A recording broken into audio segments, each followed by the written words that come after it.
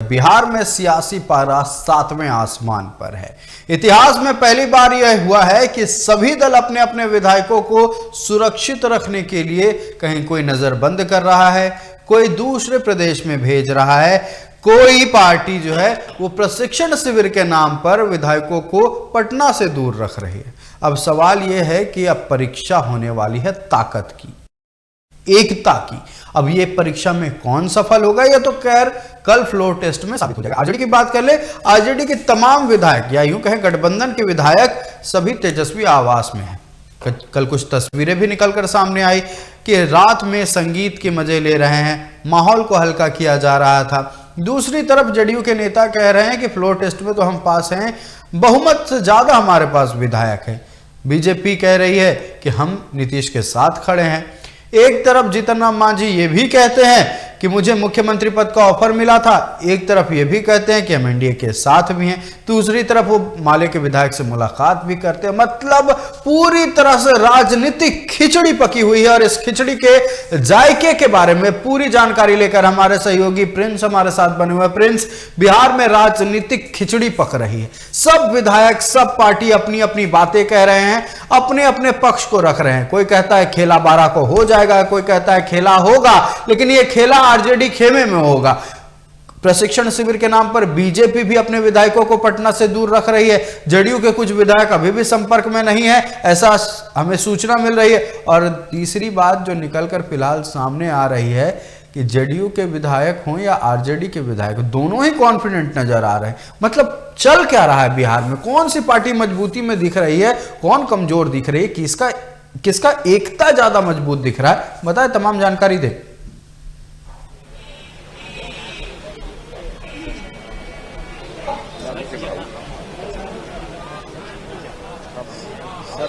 सच के लिए तो मैंने करना था, करना नहीं आऊँ। प्रिंस, हमारी आवाज आप तक पहुंच रही है? मनु की तरह 14 बजे तक छोड़ दिया था।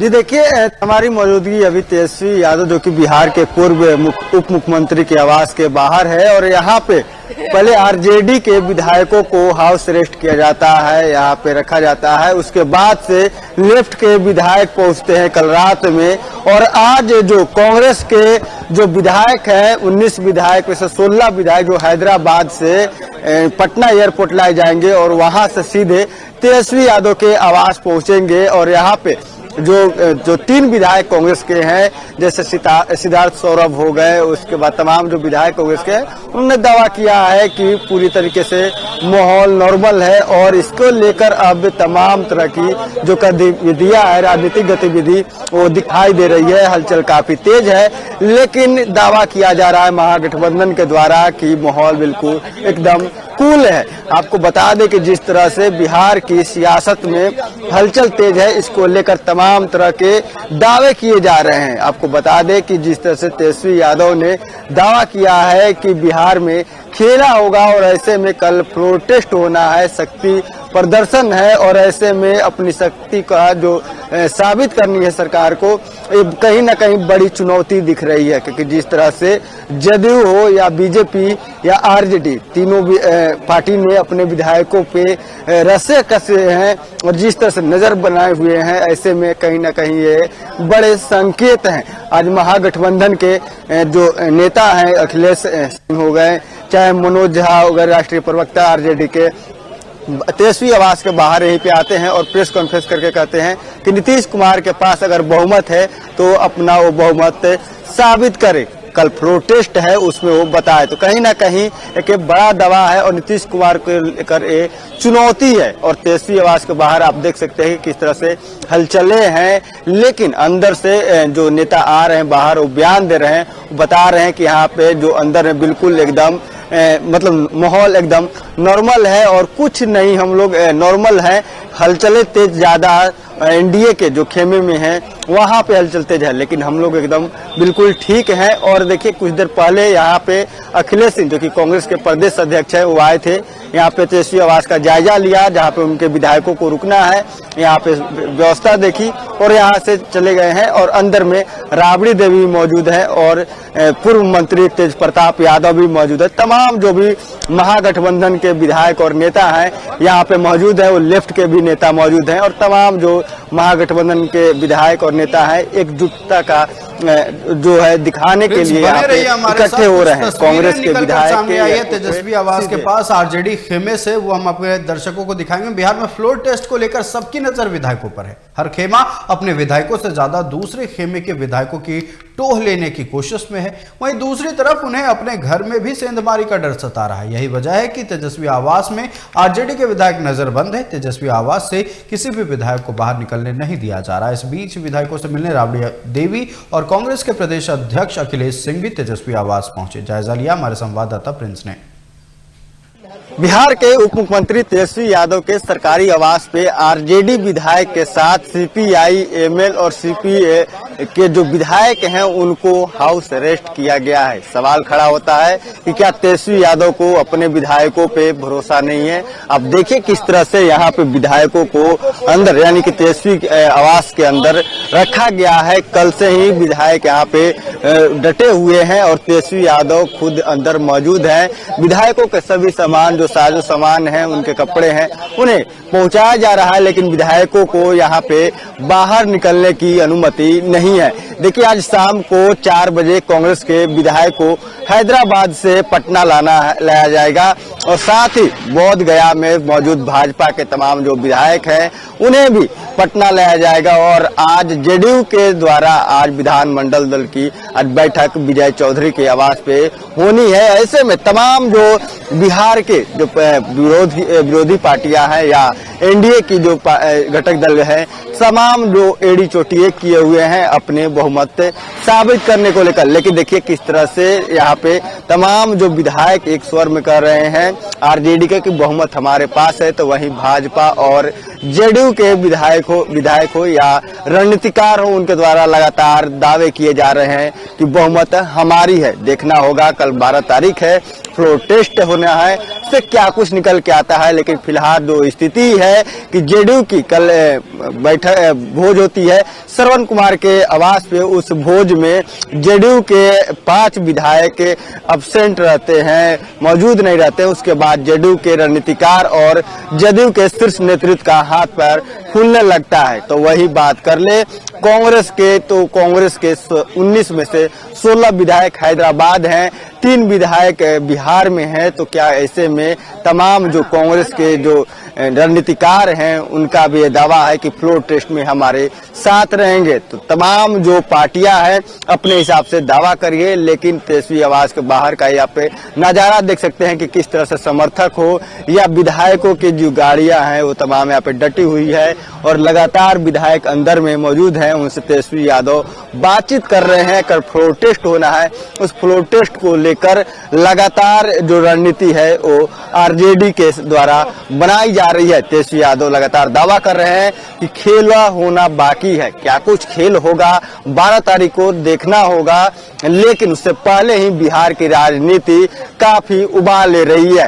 एक तरफ महागठबंधन के घटक दल के विधायक महबूब आलम जीतरामाजी से मुलाकात करने उनके आवास पहुंचते हैं, तो वहीं दूसरी तरफ लगातार आरजेडी, सीपीआई के और सीपीएम के जो विधायक है और आरजेडी के जो विधायक है उनको हाउस अरेस्ट करके तेजस्वी के यादव के सरकारी बंगले पे रखा गया है। यही वो बंगला है जिसके अंदर आरजेडी के और जो तेजस्वी सीपीआई और सीपीएमएल के जो विधायक है वो देखिए किस तरह से कांग्रेस के जो प्रदेश अध्यक्ष हैं और देखिए किस तरह से और अखिलेश सिंह पहुंचे हैं। इनसे देखिए कि कैसे यहाँ पे लगातार देखिए कि किस तरह से कांग्रेस के जो लोग हैं देखिए किस तरह से यहाँ पे और लगातार देखिए कि लगातार यहाँ पे लोग हैं, यहाँ पे मौजूद हैं, लेकिन मीडिया भी है, लेकिन वो किसी मीडिया से बात नहीं करते हैं और तेजस्वी आवास के अंदर उनकी गाड़ी एंट्री करती है। देखिए किस तरह से यहाँ पे जो सुरक्षा को लेकर